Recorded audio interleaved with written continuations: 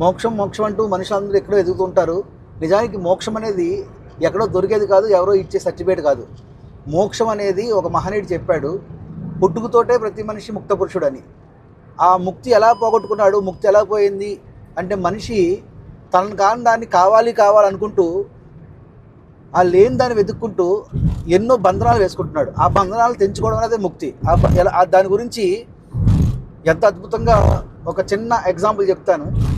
ఒక ఊర్లో ఒక వృద్ధురాలు ఏదో వెతుక్కుంటూ ఉంటుంది. ఆవిడకి చూపు కూడా సరిగ్గా కనిపించట్లా.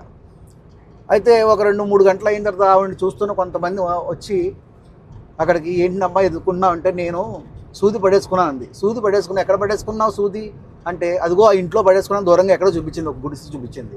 మరి ఆ ఇంట్లో పడేసుకుంటే ఇక్కడ ఎందుకు వెతుకుతున్నావు అని అడిగితే, ఇక్కడ లైటింగ్ ఉందని అంది.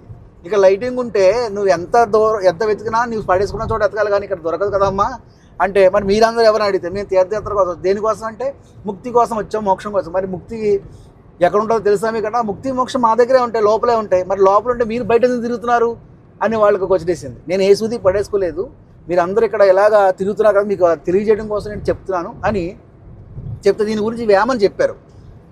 మనసులోన ముక్తి మరి ఒక్క చోటను వెతుకుపోవాడు వెర్రివాడు, గొర్రె చంక పెట్టి గొల్ల వెతుకురీతని. గొర్రె చంకలో ఉంటుందట వాడికి, కానీ నా గొర్రె ఏమైంది ఎదుగుతుంటాడు, అది మర్చిపోయి. మనుషులందరూ అది మర్చిపోయి బయట తిరుగుతున్నారు. నిజానికి ముక్తి మోక్షం శాంతి అనేది బయట దొరికేవి కాదు, అది తనలోనే ఉన్నాయి. ఆ తనలో ఉన్న వాటిని తెలుసుకోవడానికి ఒక చక్కటి మార్గం యోగ మార్గం, ఒక చక్కటి శాస్త్రం ఆధ్యాత్మిక శాస్త్రం. దీన్ని మనిషి పట్టుకుంటే మోక్షం అన్న శాంతి అన్న అదంతా ఎక్కడ ఉంటుందో వాడికి కులంకుషంగా అర్థమవుతుందని నా అభిప్రాయం. Thank you masters.